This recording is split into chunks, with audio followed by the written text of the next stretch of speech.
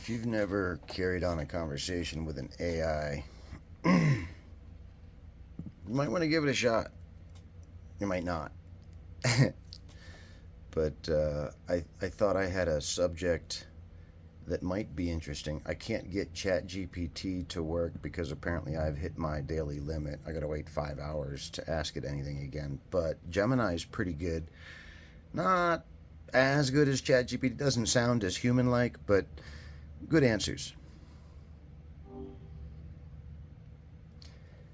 I was watching YouTube videos this morning and came across some religious cults, and I was really curious why rich and intelligent people tend to enter abusive or violent cults. That's a really interesting question. It might seem counterintuitive, but there are actually a few reasons why people from all walks of life, including those who are wealthy and intelligent, can get drawn into cults. Sometimes people are looking for a sense of belonging or community, and cults can be very good at providing that. Other times, people might be going through a difficult time in their lives and are vulnerable to the promises of a charismatic leader. And sometimes, it's simply a matter of being in the wrong place at the wrong time and getting caught up in the group's influence. Would you like to hear more about the psychology behind why people join cults? No, but I am slightly curious about a doomsday cult started by a Japanese guy named Om Shinrikyo.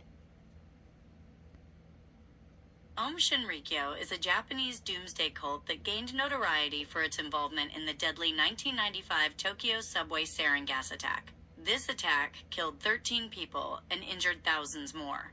They believed that only their members would survive the impending apocalypse. Their leader, Shoko Asahara, was eventually arrested and executed for his role in the attack. I learned all that online, thank you, but I'm curious why people made a rebirth of the religion after his execution. Om Shinrikyo is still around today, but they've changed their name to Aleph. They're much smaller now, but some people are worried that they might still be dangerous.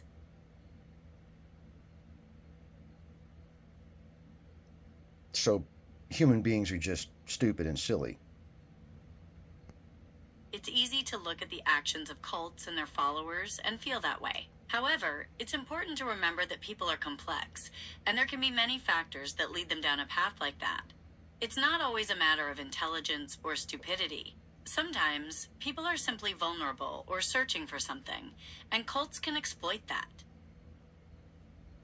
Do you personally see any differences between established religions and the newer cults that have appeared in the last century or so? That's a really thought-provoking question. Both established religions and newer cults often provide a sense of community, purpose, and answers to life's big questions. However, there are some key differences. Established religions typically have a long history, established doctrines, and larger, more diverse memberships. Cults, on the other hand, tend to be newer, often centered around a charismatic leader, and can sometimes become manipulative or exploitative. It's worth noting that the line between a religion and a cult can sometimes be blurry, and what one person considers a religion, another might see as a cult. So then, is there a chance that all or most established religions began simply as a cult? That's a really interesting question. It's definitely possible that some established religions may have started out as smaller movements led by a charismatic figure. Over time, if the movement gains enough followers and its beliefs become more widespread and formalized, it could eventually evolve into a more established religion. It's a fascinating thought to consider the origins of different belief systems. Like Mormons. Some people do consider Mormonism to have started as a cult. The founder, Joseph Smith, was a charismatic leader who claimed to have received revelations from God. The religion also has some unique beliefs and practices that set it apart from mainstream Christianity. However, It's worth noting that Mormonism has evolved over time and is now a well-established religion with millions of followers worldwide. But the Holy Bible of the Christian religion ends with a passage saying to not believe any text that is added or taken away from the Holy Bible.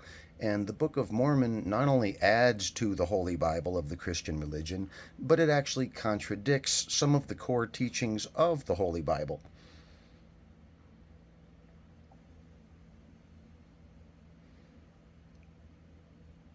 What do you think of the Book of Mormon as compared to the Christian Holy Bible? The Book of Mormon is a sacred text of the Latter-day Saint movement, which includes Mormonism. It was first published in 1830 by Joseph Smith, who claimed it was a translation of golden plates he found. The book tells the story of ancient prophets who lived in the Americas and is considered scripture by members of the Church of Jesus Christ of Latter-day Saints. But doesn't that just seem crazy? Beliefs can be very personal, and what seems crazy to one person might be deeply meaningful to another. It's all about perspective, isn't it? I guess you just have to have faith. It sounds like you're exploring some deep questions about faith and belief. What led you to start thinking about this today?